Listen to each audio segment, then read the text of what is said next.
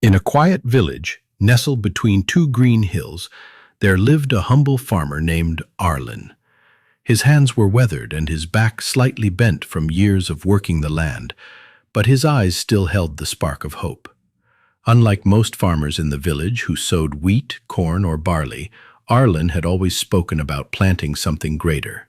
He often said, "A seed is not just food for the stomach, it can be food for the soul if planted with purpose." People thought he was odd, always talking about dreams and ideas when he should have been talking about the weather or the soil. Arlen lived alone in a small wooden cottage with a sloped roof and a creaky porch. He had no family left. His wife had passed away years ago, and they had no children. Yet he never complained of loneliness. He would often be seen talking to the wind, to the sun, and to the birds in the sky. His neighbors thought he had gone mad from the solitude. Every spring, the villagers would gather at the market to buy seeds, fertilizers, and farming tools. Arlen, however, never purchased the usual seeds. He would come back from the forest or the hills carrying strange-looking pods, wildflowers, and herbs no one had ever seen. When asked what he was planting, he would smile and say, "I'm planting dreams." One day, a boy named Eli, curious and bold, approached Arlen while he was working in his field. "What do you mean you're planting dreams?" the boy asked. Arlen paused, wiped the sweat from his brow, and looked at the boy with kind eyes. "Every seed holds a dream," he said, "a dream to become something greater. You water it with hope, nourish it with hard work, and protect it with faith." Eli frowned. "But you can't eat dreams." Arlen chuckled. "Maybe not with your mouth, but with your heart you can."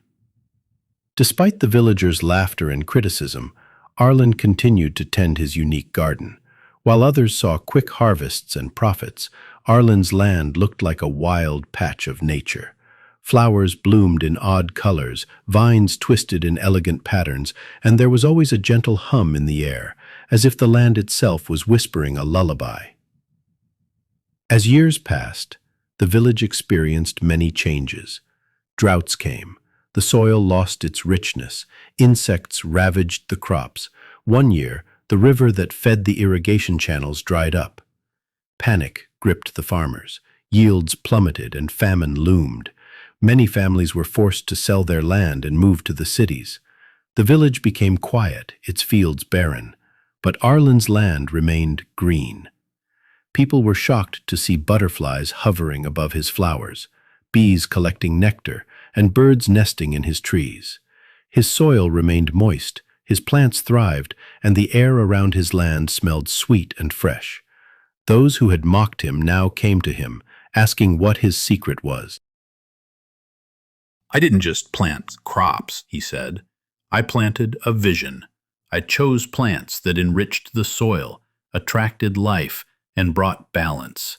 You focused on yields. I focused on harmony."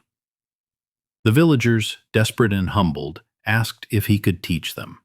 Arlen, without hesitation, agreed.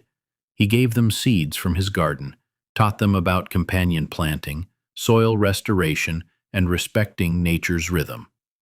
He told them about the importance of rotating crops, using natural compost, and observing the signs the earth gave. More importantly, he taught them about patience. "Dreams take time to grow," he said. "If you rush them, you'll only harvest regret." With Arlen's help, the village slowly began to heal. The land grew fertile once more.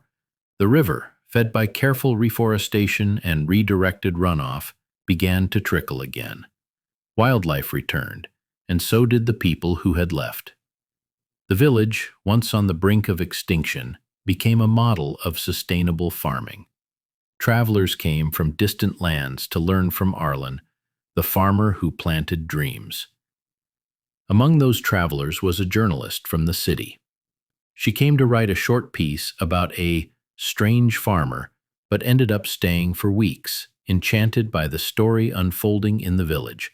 She interviewed Arlen and asked him what motivated him to start this journey. Arlen looked at the horizon, then answered softly, "When I lost my wife, I lost my reason to live. But one day, while walking alone in the woods, I found a flower blooming through a crack in a stone. It was beautiful, fragile, but defiant. That flower taught me that life finds a way if we nurture it. So I started planting, not just to feed myself, but to feed what remained of my soul." The journalist's article went viral. Donations poured in to support the village.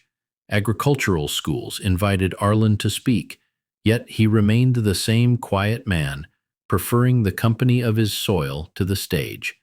He often told Eli, now a young man working beside him, "Fame is like a storm. It can water your crops or wash them away. Know when to open your arms and when to close the gate." Years rolled by, and Arlen grew old. His steps slowed, and his hands trembled. One morning the village woke to the news that Arlen had passed peacefully in his sleep. The entire village mourned. People from all over came to pay their respects. They didn't bury him in the graveyard. Instead, they buried him beneath the first tree he had planted, in the heart of the dream garden. Eli, who had become a skilled farmer, took Arlen's place. He continued the old man's legacy, always remembering his words. The villagers built a small stone bench near Arlen's resting place. Engraved on it were his words, "A seed is not just a plant." Arlen's story in school. Young farmers came to the valley to learn, not just how to farm, but how to dream. And in every field, garden, and heart, the memory of Arlen lived on. One day, a little girl sat on the stone bench beside Arlen's tree and asked her grandfather, "Did he really plant dreams?" The old man smiled and looked at the garden, where colors danced in the sunlight and birds sang in harmony. "Yes," he whispered, "and you're sitting in the middle of one." This story tells us, when you plant with purpose, nurture with patience, and harvest with humility, your dreams will not only grow, they will inspire generations to come.